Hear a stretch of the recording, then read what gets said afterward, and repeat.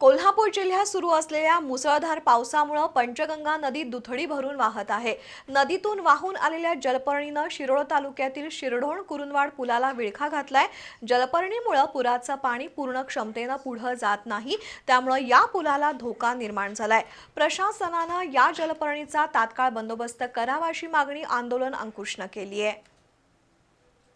मुसळधार पावसामुळे नद्या नाल्यांचं पाणी पात्राबाहेर पडलंय। पाण्यातून वाहून आलेली जलपर्णी शिरोळ तालुक्यातील शिरढोण कुरुंदवाड पुलाजवळ अडकली आहे। या ठिकाणी 3 ते 4 फूट उंचीचा जलपर्णीचा थर साचल्यामुळे पुलावर अतिरिक्त दाब पडत आहे। यापूर्वी जलपर्णीच्या दाबामुळे शिरोळ बंधाऱ्याचा काही भाग वाहून गेला होता। आता त्याच प्रकारचा धोका शिरढोण पुलाला निर्माण झालाय, त्यामुळे या ठिकाणची जलपर्णी तातडीने हटवावी अशी मागणी आंदोलन अंकुशचे राकेश जगदाळे यांनी केली आहे। याबद्दलचं निवेदन पाटबंधारे विभागाच्या अधिकाऱ्यांना देण्यात आलंय। त्यावेळेला संपूर्ण या पुलाला तटून या पुलाला धोका निर्माण होतोय का काय अशी ही परिस्थिती झाल्या।